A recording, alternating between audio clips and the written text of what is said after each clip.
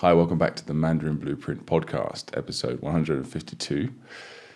So I thought I would just jump in today with an email from Giles, who's been a relatively recent member of ours, but very active on the community and by email, giving lots of updates, sharing lots of interesting sort of tidbits.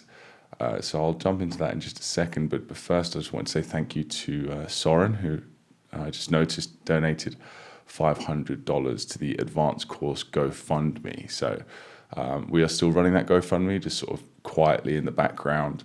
If anyone wants to help us fund that advanced course, go ahead and click the link in the show notes or the description below. I'll essentially let Phil, because we switch on and off week to week pretty much with the podcast, I'll essentially let him sort of give you the major updates about the advanced course expansion.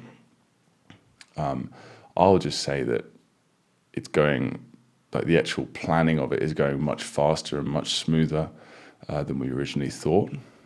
It's just because every time we've planned out the foundation and the intermediate, it's been a bit of it's just been very difficult, taxing mentally, but it's actually gotten easier over time because as things are built out, I guess we get used to the process, but also we don't have to worry about every single character so much, because by the time you get to the advanced course, you guys are like really, really good at learning characters and learning words, and you understand the system inside out, so we don't have to baby step you.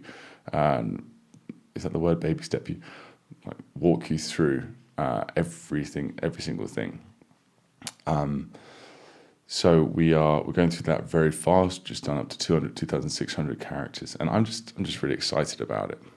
Just so excited to finish this thing. We've been working on the course for several years now, and we've released it. We released it in January 2019, and we're now finally getting to the point where, okay, the course is actually going to be quote unquote finished. So, and when I say finished, when me and Phil say finished, we mean you can go from 0 level, join Mandarin Blueprint, and by the time you finish Mandarin Blueprint, you can read native Chinese books. You have the foundation to be able to become fluent if you put enough speaking and writing practice in. Our course doesn't actually make you fluent in terms of speaking, but it gives you the essential, necessary foundation to be able to do that. If you just went through our course and never practiced speaking, you're not going to automatically be a speaking whiz. That's kind of a no-brainer for anyone that learns language. But at the same time, you couldn't just sit in front of a teacher and practice speaking without our course, without that foundation, and then become fluent either.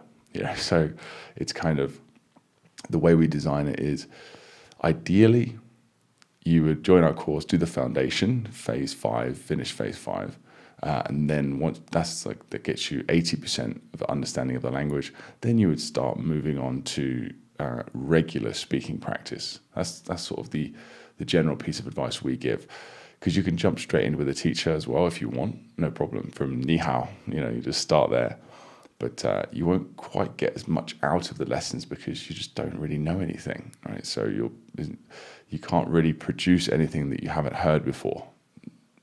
This makes sense logically, right? So there is that. I'm kind of going off on a tangent here already. That's pretty good for the start of the podcast. But yeah, generally I'm really excited about seeing this come to fruition. So hopefully we're on track for the end of this year in terms of release. It's looking good. So let's start off with Giles here. She says, here's a quote from an editorial in the New York Times entitled, "There's a name for the blah you're feeling. It's called languishing," by Adam Grant, updated July 29th, 2021. Last summer, the journalist Daphne K. Lee tweeted about a Chinese expression that translates to revenge bedtime procrastination. She described it as staying up late at night to reclaim the freedom we missed during the day. I've started to wonder if it's not so much retaliation against a loss of control as an act of quiet defiance against languishing. It's a search for bliss in a bleak day, connection in a lonely week, or purpose in a perpetual pandemic. And Anne linked to the actual tweet there and gave us the phrase. Here it is. 报复性熬夜. So 熬夜 is actually, I believe, in one of the earlier HSK levels. 熬夜 means to stay up all night or to stay up for a long time into the night. Burn the midnight oil, I believe would be a good translation. 报复 with the fifth tone on the 复. 报复 is to retaliate, or 报复性 would be retaliatory or vindictive. Right, so it's retaliatorily burning the midnight oil and to get some sort of revenge. So she says, I would love to hear what you know of this phrase, what you think of these translations and interpretations, and if or where these characters occur in the Mandarin Blueprint curriculum. Well, as for the last part, we answered Anne privately on that one. No need for you guys to listen to that, where the characters are. It's not very interesting for you, but as for the first couple of points, I'd actually never heard of this myself. So when I have never heard of a Chinese word or phrase, I immediately go, well, pleco is good, of course, pleco, like your dictionary. But if I want a detailed explanation, I want to know where this phrase came from, how it's used, if it's formal or informal. If I want to learn like on a deeper level, I'll go to Baidu, BAIDU.cn. It's like Chinese Google, and it really helps if you can read Chinese.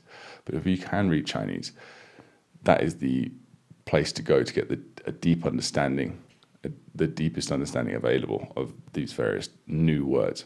So this is a relatively new word. It's a 网络流行词, or 网络流行词. So it's more popular online, which means it could change at some point in the future.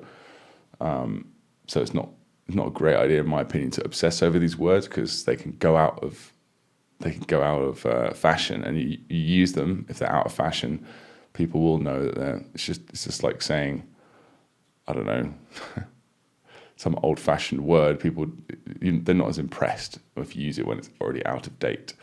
So I don't tend to bother too much with them, but this is actually quite interesting. So the interpretation is not actually that bad.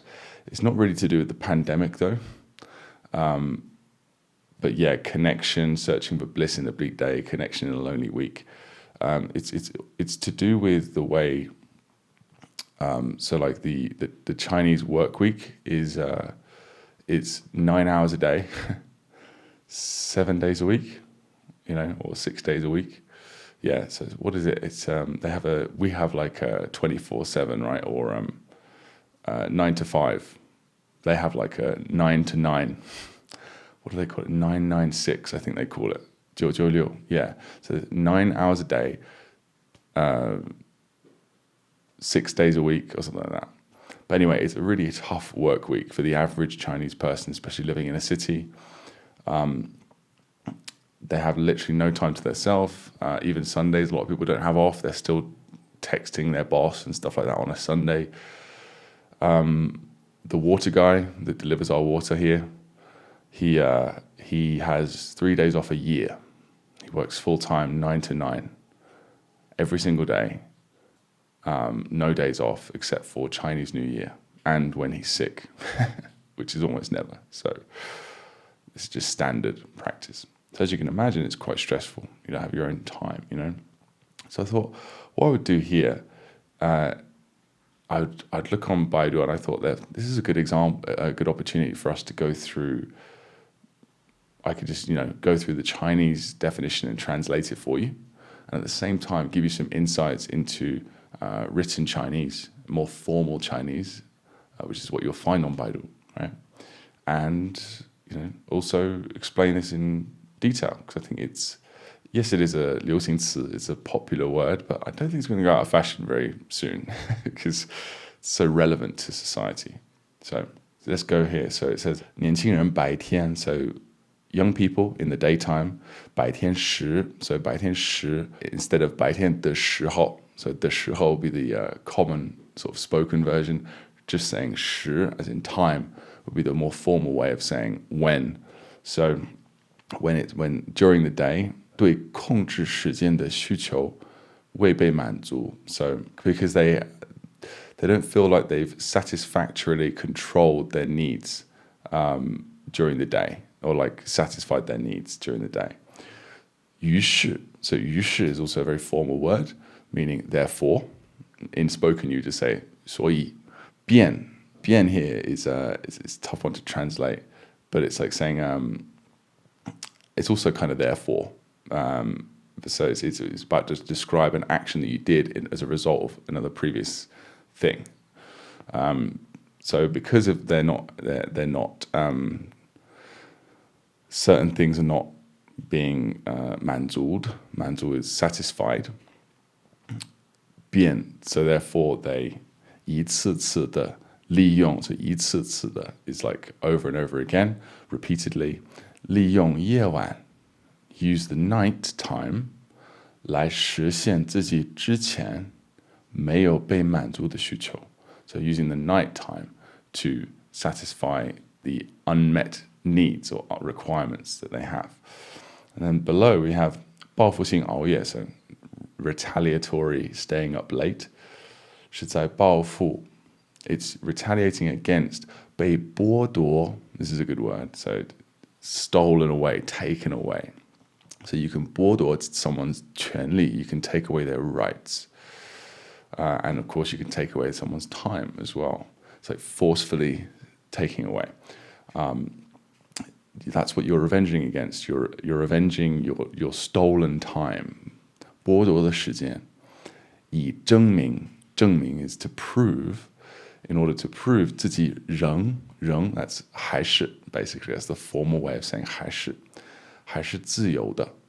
仍是自由的. So you're staying up all night, not really doing anything, just sort of playing with your phone in order to prove to yourself or to someone, to the ether, that you are free. 仍有能力安排和掌控自己的时间. You still got the ability to arrange, and 掌控 is a rather high level word. 掌控 is to control, to dominate 自己的时间, your own time.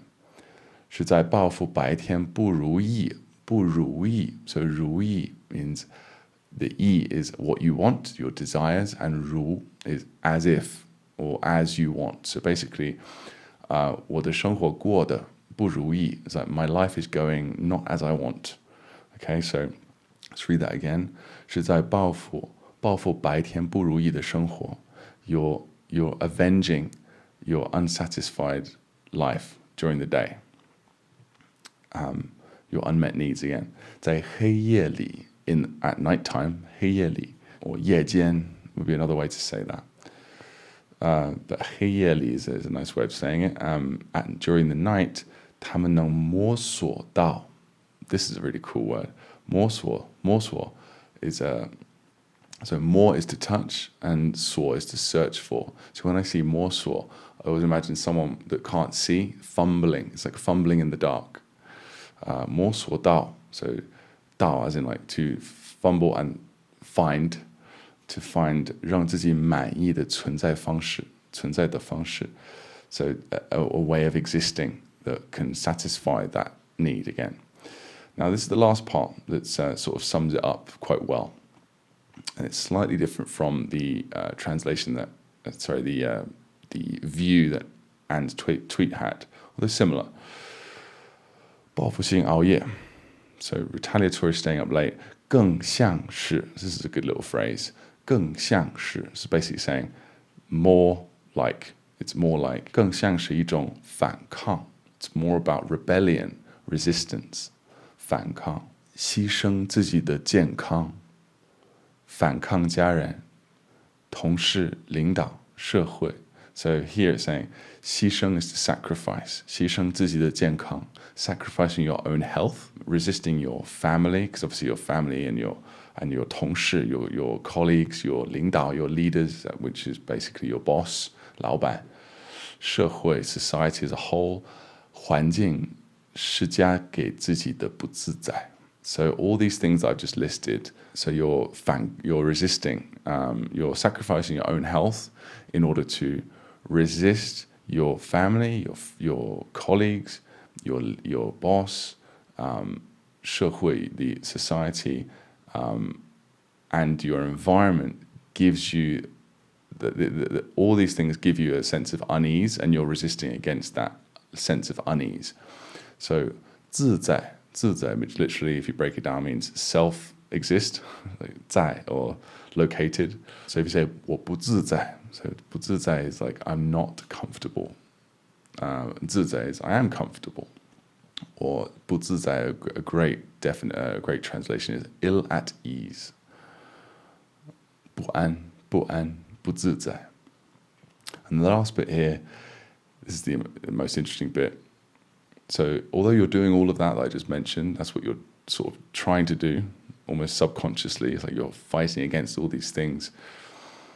And you're trying to recover a sense of ease about your life by wasting all your time and eating junk food and staring at and scrolling through social media until like 3 a.m. every night. 实际上, so in reality, 确实, so when you see that 确, I've gone through this before, it's a turn of events.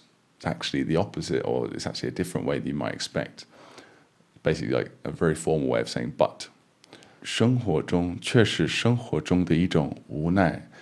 Actually what it is just helplessness. 无奈 is helplessness, so it's just a type of helplessness in your life. So it's almost like you're doing this, you're only hurting yourself, and this is just another 副作用, it's another symptom or side effect of the life that you're leading. So I just like that end bit. It's actually you're only hurting yourself, and you're doing it to sort of rebel or resist against the life that you've chosen, and it is a choice, but you're actually just as helpless going through your phone, watching TV shows till 3 a.m.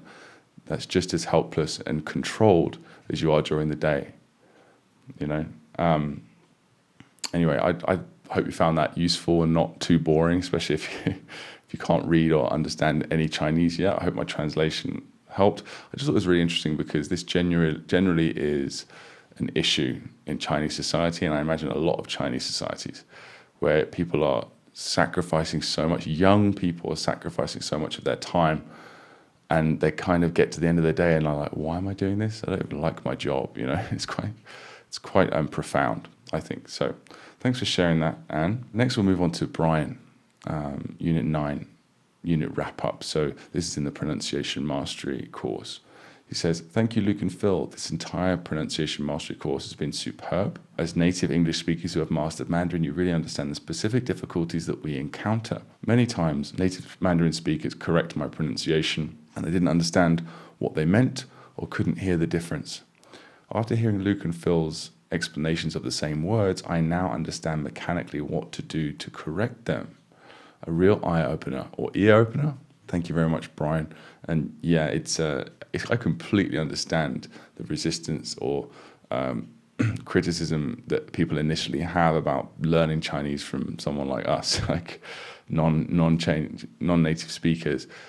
There's something about it that I guess initially logically doesn't make sense. It's like, wait a minute, you guys are not going to be as good as a native speaker. Why would I learn from you? But once you get into it, you realize that when it comes to how to learn language, it's way better to learn from someone who actually has learnt it, not just has been able to do it from when they were a kid, right? Of course, as long as they've learnt it well, which we have pretty good. We're pretty good at Chinese. Not the best in the world, but then again, you know, we're good enough, I think, to teach it. And it just reminds me of a student of ours, John. He'd always, just a quote, he said, learning Chinese from Chinese people is almost like asking Shaq how to be tall. And I was like, oh, that's a good quote. But actually, I thought of an even better one than that. Because even if Shaq told you that there's no way you can learn how to be tall, but you can learn Chinese, right? So I thought a better one would be this. It's like asking Paris Hilton how to get rich. I think that's slightly better. That's the one I'm using now. But yeah, they have their place, of course. Native speakers are absolutely vital for practicing and noticing mistakes that you're making in pronunciation and words, grammar, etc. But most of the native speakers, that's pretty much what they can do best, and that's the main thing. It's just, no, what you said there is wrong. I can't tell you how it's wrong, and nor do I really need to. It's just wrong. Try again.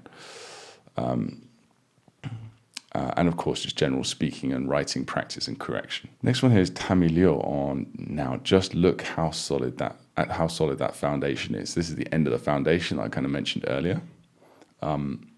Well done, Tammy. She's made it through there. I always enjoy watching your replies in the podcasts. Thank you for this feature. It really makes me feel like I'm part of a community. Well, yeah, you are. The other language I want to learn is actually Japanese. So I've been trying to assign my props in preparation for doing that. I'd love to learn some traditional characters too, because many of my Chinese friends in the US are actually from Taiwan or Hong Kong, so it'll make written communication with them much easier. Here's to hoping that I'll hear about an expansion sooner than later.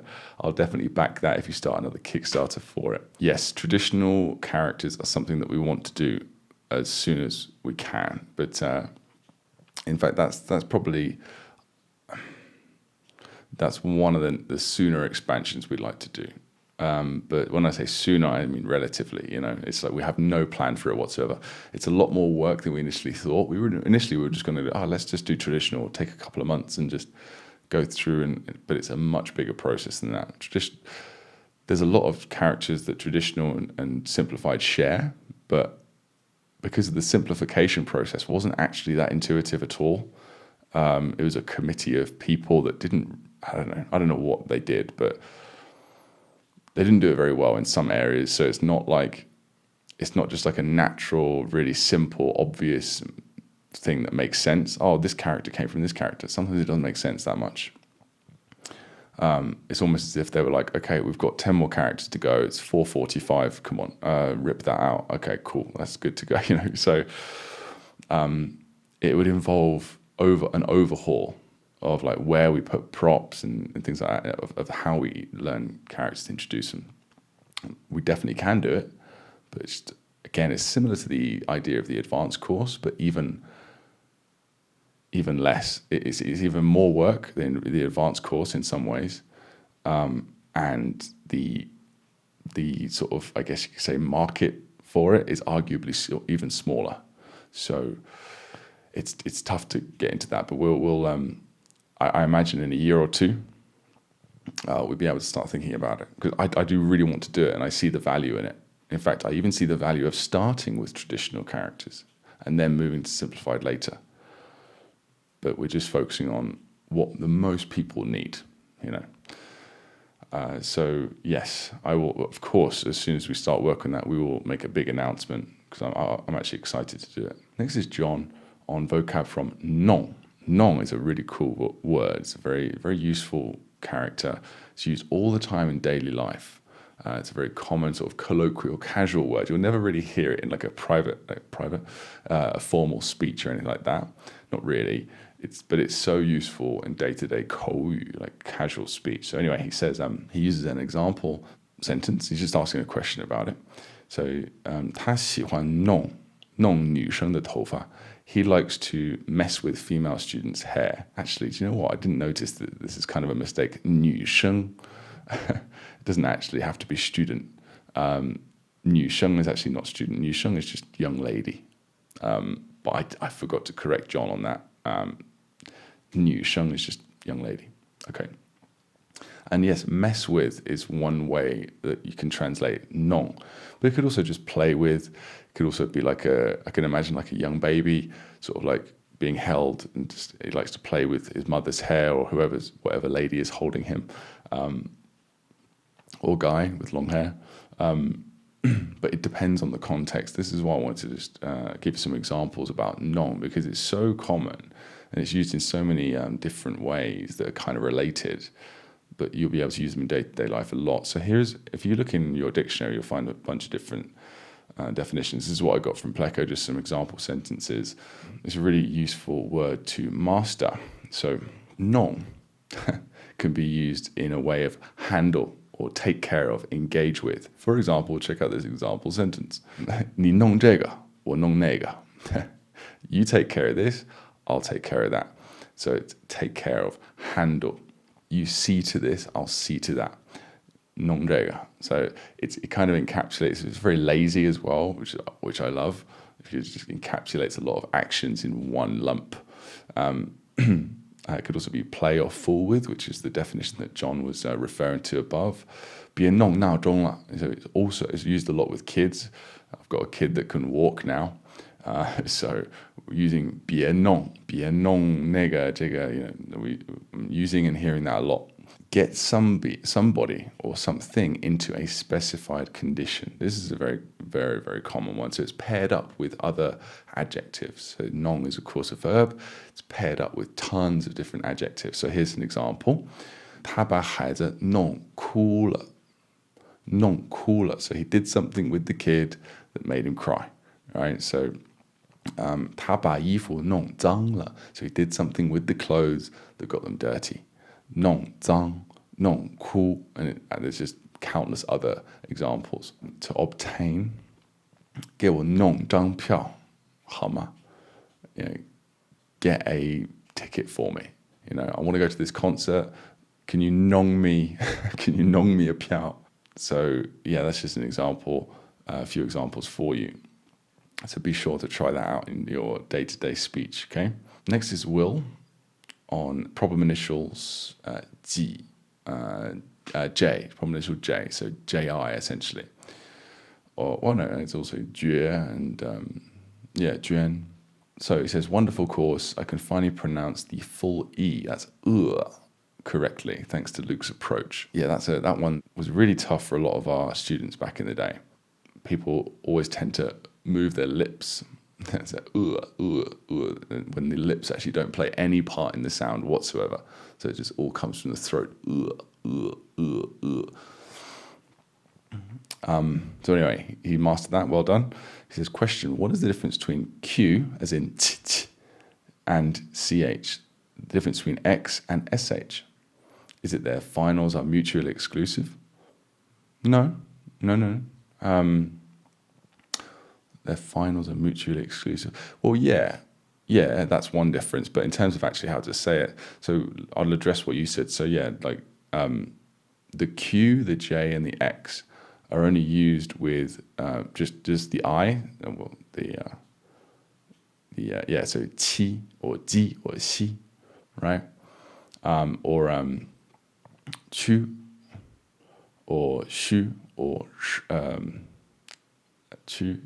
Shu and ju, yeah. So with the umlaut yu, and of course juan and xuan and chen, all these different ones. So it's basically used with those three finals.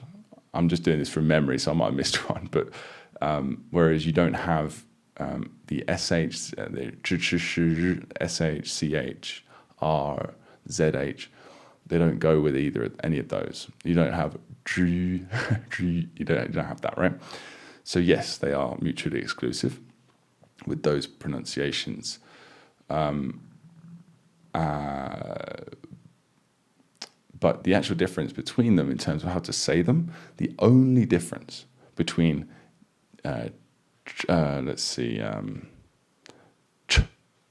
and t, the only difference is the tongue position.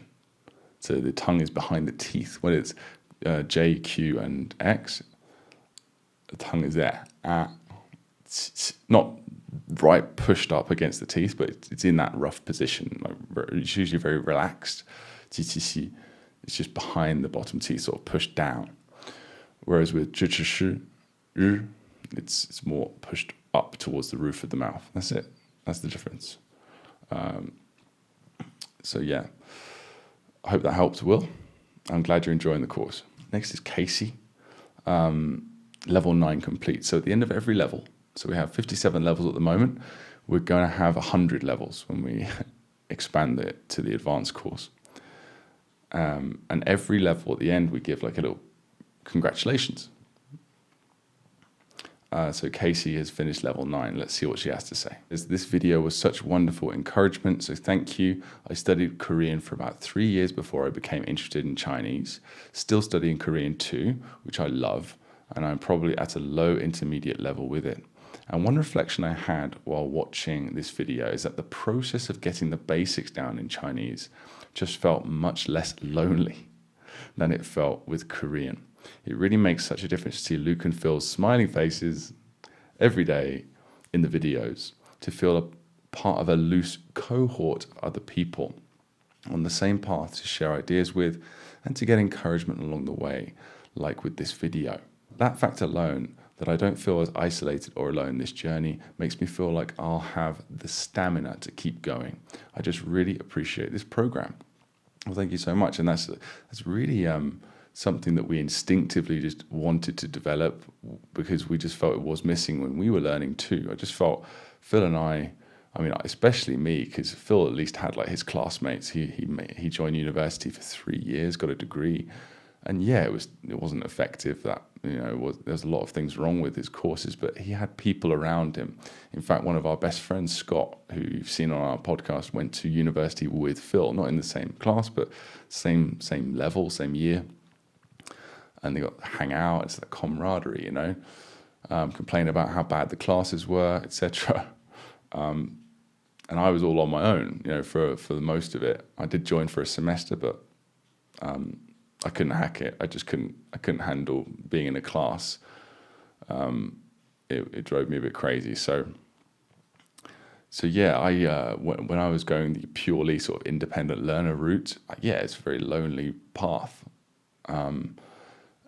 Even when you've had successes, you don't really have many people to share your successes with, and failures, don't get me started on the failures. There's a lot of those, and sort of deal with those on your own as well. So this is something that I didn't want to have with Phil and I. Neither of us wanted to have with Mandarin Blueprint. We wanted to have a place where people felt like they had support, not just from us, but from each other. And that's something that is sort of naturally developed way better than we thought it would, because, I don't know, I guess we underestimated how good people are and how motivated. There's tons of people on the course that are way more motivated than even Phil or I were learning Chinese. So just impressive, admirable. So, and just nice as well, wanting community and helping build it, answering questions for us about like flashcard software. I'd check the community and I'd be like, another question about Anki. Oh, great, someone's answered it and way better than I would have. So just that is just even more unexpected, So yes, I appreciate it. We appreciate it too from our side of things. Just as a side note, on the actual character study, I just started noticing this week that when I'm reviewing some of my older characters, the entire movie would just flash in front of my eyes in an instant, versus me needing to slowly mentally pull the actor, prop, sets to recall and replay the movie, as I had been needing to do initially. I'm starting to get a taste for how the really solid base of the movies we have built for the characters will start to scaffold up to recalling the meaning and pronunciation of the characters instantly in sentences. Exciting. Yes, and eventually you won't even need the movie scene. This is something that sort of is a bit jarring to people when they get sort of more into the course. It's like, wait, I just know that character now. I don't need should I still think of the movie for it? No, the movies, the mnemonic visualization is just a bridge to your long-term memory, and it will fade gradually. It'll always be there. You'll always be able to retrieve most of them, but you won't need it anymore. It sort of just fades away. And yes, having the movie just flash in front of you is another reason why you should, when you do movies, when you learn characters with the hands and movie method, it's a good idea to go for the Kodak moment. This is what I like to call it. Dominic Green. No, not Dominic Green. Anyway, Dominic. I did an interview with him. He likes also that phrase Kodak moment, where everything you imagine like a Renaissance style, like Michelangelo painting, where everything's just sort of happening in one scene. You can see everything happening with the actor, the props, the sets, the keyword. There's a flash. Everything's sort of interacting and representing themselves in that one moment. So that's good because it speeds up recall as you're doing there. So well done, keep it up, and stay in touch, Casie. Next is John again, and he's got another question. He says, so again, this is another example sentence, and there's a point in the course where we do not give English translations. And that originally started out because we wanted to release that section of the course quickly, and we didn't have time to go through because translating is kind of long, boring, tedious, time-intensive process. So we were like, let's just release it and we'll add the translations later. And then we found actually, no, it's actually a good idea not to have the translations because it gets you really thinking about the sentence. And yes, anytime you don't get the sentence, you can comment and we'll reply within a few hours as to what the actual translation is. But we like to let you sort of fly the nest in certain ways, handle things on your own. So anyway, John is trying with this one, this sentence here, 请你抬一下手. 抬一下, like lift your hand, and 一下 is like a way of softening that request. 压住了我的头发. 压住了. So 压 is to put pressure on, and 压住 is literally to squish. So it's squishing my hair. It's like, or it's 压住. That 住 is a complement that you can add, which basically means it's doing something, and whatever it's done, it's stuck there. It's not moving, right? So 住 as in like to live, right? So it makes a lot of sense if you think about it. 压住了我的头发. So imagine, well, it's not going to really affect me, is it? But so 压住了我的头发. Excuse me, you're messing up my beautiful hair that doesn't exist. Can you lift your hand up? Because it's like my hair is stuck basically under your hand. So John was saying, does this mean please raise your hand, or so I keep from getting angry? So this is obviously not related at all to my translation, right? So why is he saying that? Well, I instantly had it. I don't know for sure why. I imagine you put it into Google Translate. And to 压住, to 压气 means to suppress your anger. Okay, so 压气, 等我压气. Right? Wait for me to just calm myself down, push my anger down. There you go. So I imagine that Google took like 压住了我的 blah blah blah. So and took that and it's like, oh, it means stop from getting angry. Okay, so that's where you probably got the confusion there. So I just thought I'd give you another example with 压气, 压气. 说几句话.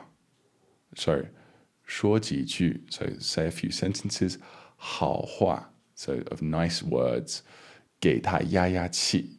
压气 is like a way of softening 压气. 说几句好话给他压气. So say a few things, agreeable words, let's say, to calm him down. So there's another little phrase that you could try out there, guys. Evan Hall on Vocab Unlocked from 收, as in 收到 and 收入. He asks a very interesting question. He says, what's the difference between 收到 and 得到? Okay. And I thought I'd add another one in here as well that would have confused me if I was Evan, which Evan might not have seen yet at this point. I'm not sure, but 收到. So you can see it on the screen there. 收到 and 收到. I was confused by these for a long time. But actually, there's a very simple difference. And of course, 得到. I'll go through all three for you right now. And this will clear things up really clearly for you straight away. So 收到 with the first tone, the one that Evan was referring to. 收到一封信. So you 收到 something tangible.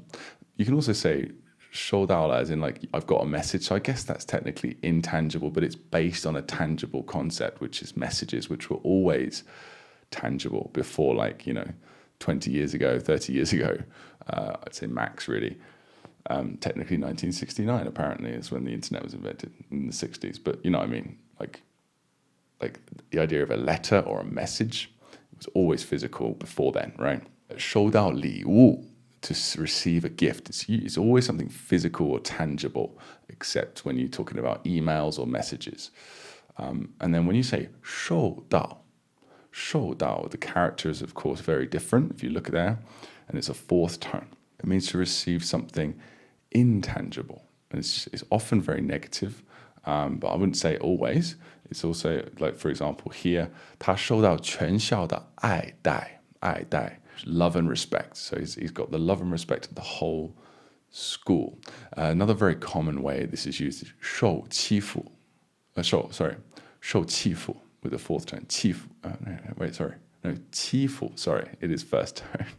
So to bully, to be bullied by someone, or to, not in terms of like a kid, like kids in a playground bully. It's more like Chinese use this phrase 欺负a lot to basically say someone above you in society in some way, or in some instance, in some situation, using that power against you. So you might, be 欺负 by the police, for example. You might, you get the idea. 受欺负, 受惩罚 or 处罚. To receive a punishment, right? So it's always intangible. You can't touch it. Whereas 得到 could be both, right? It could be tangible or intangible. So 得到一件 T 恤 or T 恤衫作为安慰奖. I'd actually never heard this before. Consolation prize. 安慰 is to console. 安慰奖, and 奖 means reward or prize, right? So 安慰奖. So 得到一件 T 恤作为 as a 安慰奖. Or you could say 你休想得到我的支持. You'll think again if you think you're going to get my support, my 支持. Okay, so I just thought I'd clear that up for you guys. Those three are very different. Very close, but with very distinct differences. Next is Rick on 经常 in context. Every example sentence I can find for 经常 means often, frequently, but not regularly. Although people often use regularly to mean frequently, strictly speaking, it means repeating at the same interval at regular intervals. So does 经常 mean regularly in that sense? And that's a great question. And the answer is no. No, it doesn't. But you're right. It frequently, regularly are kind of interchangeable in certain contexts, aren't they? So that's why you'll see it, and it's quite confusing when I want to know what regularly is, as in I need to check my boiler regularly, or I should be paid regularly. Well, here's how to say it. 房租要定期交. 定期. So 定 means fixed, and 期 means period, fixed period of time. And that's how you say regularly in the sense that you're referring to. 房租要定期交. And it's not formal or anything like that. It's just a standard neutral word for regularly. Or you could say 定期汇报工作, to regularly report work or give regular work reports. That's probably the best way to express that meaning. The final comment, just general comment of today, is Charlie Teall on Unit 1 wrap-up. And he just asked the question that I thought, again, a lot of people ask, and it's good to share, especially with people on our course or thinking about joining our course. He says, would 1 unit a day be fine, or is it too much or too little? And I think it's a really interesting question because it's kind of like, how long is a piece of string? That's what my mother would say. She's like, how long is a piece of string? When I'd ask her a question that is kind of completely subjective. And the answer is, Charlie, how do you feel about 1 unit a day? Do you feel after that unit's over and you do all the flashcards related to that unit? That's absolutely vital. Flashcards are absolutely vital and related. That's part of your study every day. Not, if you learn something, you have to go and learn those cards as well and review those new cards, and also do your reviews for the previous time that you spent studying. So after you do one unit, all the flashcards, or one level, all the flashcards associated with that, the first review of those, along with, or two reviews, and do that in the same session pretty much, and you finish all your reviews that have built up from your last day, 3 days, week, month, whatever that you've got waiting for you. After you've done all that, how do you feel? Do you feel like you just need a break and then you come back and do another hour, another 2 hours? You do as much as you can consistently, right? If you feel like doing a bit of extra, or you feel like just having pretty much a day off, never a 0 day, always at least finish your reviews every day, every single day, okay? But if you don't feel like doing any new work, that's fine. But how do you feel in general? Do you feel like you can handle doubling that or tripling that workload and not really feeling much effect? Do you feel like you're kind of already pushing yourself to your limits? Then increase or decrease based on that. I completely get, like, some people actually use this as a complaint about our course, or the way we run our course. Saying, hey, I want you guys to tell me exactly when to study and give me a schedule and how. It's like, we don't do that because people's lives are so different. Some people, like recently Keith on our, he went through the entire course in 9 weeks. The characters mainly, but the characters and words. And he did that that's just ridiculous. That's like 3 or 4 hours a day, like, of real study, hard study a day. And some people will be able to do that, but other people, like Chad, who's been with us for since day one, 2.5 years now, and he's still working his way through. I think he's made it into where is he now? He's made it into the intermediate course, I think. And he loves it. He's like, I've been here 2.5 years, and I'm taking my 2 years. I'm taking my time. I'm on character 700, and I'm doing a little bit every day. And that's how he enjoys doing it. That's how he has fun, and that's really the key. Do as much or a little as it takes for you to make satisfying progress, but also that you're not stressed or bored. You're in flow state. You're having fun with it. You're enjoying yourself. And that's it. That's the right answer. Okay. Next is vocab living links. So again, this is how we learn compound words. I highly recommend that you use these techniques that I'm going to lay out for you today, or people are going to help me lay out today. When it comes to learning characters, we have a special method for that, the hands and moving method. But for learning words made up of multiple characters, it's much, you just think of a simple mnemonic based on all these different types of all these different, let's say, techniques, factors, based on the sound, based on the pronunciation, the spelling, based on the characters. And I'm going to go through a few of them now with you. So Jeff Johnson on Vocab Unlocked for in, which means reason, cause, and 因为 or 因为, it's pronounced both ways, but usually 因为 with a fourth tone, which means because, right? So if you look at the characters, this is very straightforward. The cause is for, right? 为. Or really in this context, 为, once you start to read more formal Chinese, or just written Chinese, you'll start to realize that 为 also just means is, okay? Which is a more formal way of saying it. So the reason is, that's because, right? Jeff says, the cause, as in is the child asking why questions for a long period of time. Finally, the mother says, because I say so. That is such a visual, not visual, what's the word? It's just really good connection, because I've been around kids, for my entire life. I was a kid. I've got a kid now, and he's about to start doing this probably because he's just starting to talk. I was one of these kids. I used to drive my dad crazy, just asking why. So this is a very very memorable connection. And of course, if you're going to make this connection, you should usually choose images that relate to your mnemonic that you come up with, your connection, ideally. If you can't come up with a connection, or if the connection is not very good, then you can choose a different image. But for this, I would choose just an image. I'm sure you could find this of a parent just being annoyed by the kid, and the kid just blah blah blah, blah in their ear, and the parent's just like, that would work quite well, I think. Next, Casie on new vocabulary unlocked for 儿子, 日子, and 勺子. So son, as in my son, 日子, as in days, like days of your life, and 勺子, spoon.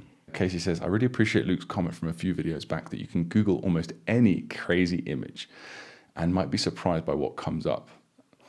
I Googled image search for schnauzer with a spoon in its mouth, since Schauze sounds a bit like Schnauzer. Schnauzer, yeah, very good to me. And sure enough, a picture of a Schnauzer being fed with a baby spoon, sitting in a high chair, popped right up. A perfect mnemonic.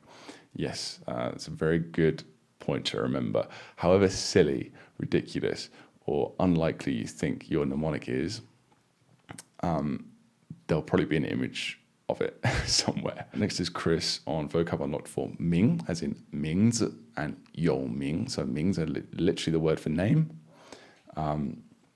有名 has name, as in famous. This person has a lot of name. He's very famous. So for 有名, a picture of Hollywood's Walk of Fame, iconic and pretty obvious. Yes, so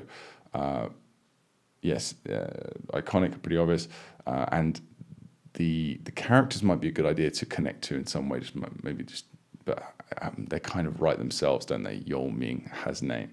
For 名字, I would. Do you know what I would do for that? Because it's 名字 in Chinese. You must have the characters to have a name, right? So usually it's 3 characters, your last name, and then 2 characters representing your name, the name by which you're called. And then there's usually a nickname based on those 2 characters. So for example, my zhenu, my niece was here. My wife's big sister's daughter was here. She stayed with us for a few weeks.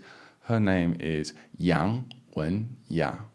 Or is it Yang Ya Wen? No, it's Yang Wen-ya. So Wen as in 文化, as in knowledge, culture, language, and Ya as in 优雅, as in grace, graceful. So, but her name is Wen Wen, that's very common, especially for girls, doubling up one of the characters.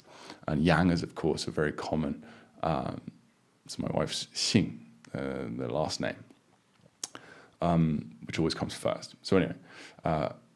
You need to have a name, you need to have characters. 名字, that's what 汉字 is, right?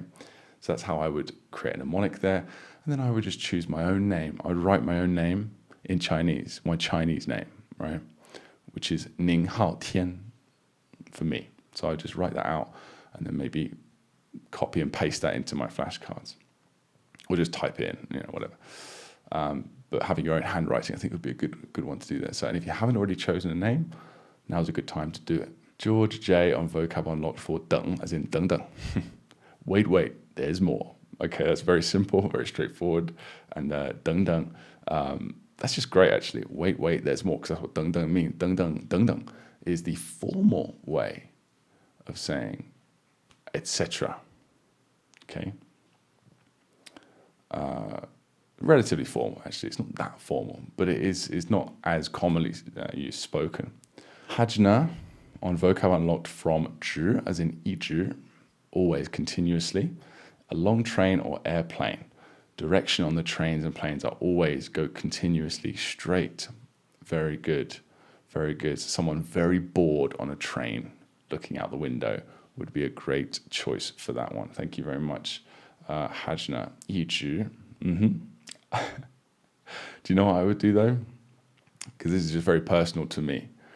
What was this again? I can't remember, because I mentioned, so my wife's sister's husband, my brother-in-law, Liu Liang. He's just probably the funniest person I know, and he drinks a lot, and I used to drink a lot with him before I quit alcohol, and he said he would always say, like, are you ready? Like, when I go see him, which was like once a year or something, he'd get very excited because I'm one of the few people that can keep up with him. And he would just be like, he would say, I'm going to drink like this. 我今晚要这样喝酒. I was like, looking at his hand, I was like, what do you mean? He's like, 一指喝. So 一指 as in 手指. I'm going to drink, one finger drink, 一指. Just a silly joke. But then I saw him the next time, the following year, and he did this. He says, 我今年这个春节我要这样喝酒. This Chinese New Year, I'm going to drink like this. And I was like, what does that mean? It's like 五中指的五中指的喝. So this is your 中指, your middle finger. 中指, sorry, with third tone. If you say 无中指, it means no middle finger. But 中指 actually also means end. So it basically means 中指, 无中指, I'm going to endlessly drink this year. So I thought that was quite funny. And I thought I'd share it with you guys. So next one here is Rick Angleland. I've been saying, probably Rick, I've been saying your last name probably wrong for the year and a half you've been with us, and I apologize. Rick on Vocab Unlocked for 虫子, which means bug. So talking of repeats or copies, I noticed the traditional version of the Hansa includes 3 insects. Yeah, so sometimes I look at traditional characters and I think, I'm glad they simplified it. When I look at stuff like that. Chongzi, so let's actually look at it. This is a really straightforward one, isn't it? With anytime you get a word with just a z on the end, it's really easy. You just, because the connection to the characters is just there with you. So really just find a picture of a bug. That doesn't gross you out too much, because remember, you're going to be looking at these cards a lot. So just find a picture of like a nice looking bug, like a ladybird or something like that. That's what I would do anyway. And that should be fine.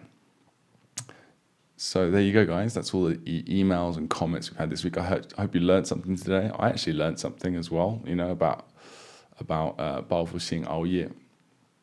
So I'm glad that we got to share that with you. And thanks again for the GoFundMe and for the, just generally just being so awesome and sending all these great comments in every week for us to read out. And, if you, as I always say, or most of the time I say this, which is like, if you have listened this far to the podcast and you haven't joined our course, or you haven't even tried it yet, highly recommend you do that if you want to learn Chinese. Because, in our humble opinion, not so humble opinion, there's no single solution out there for learning Chinese that is anywhere near as good as the Mandarin Blueprint Method. So give it a shot, start a 14-day free trial. Go to our website and do that. And I will see you guys in a couple of weeks. Bye-bye.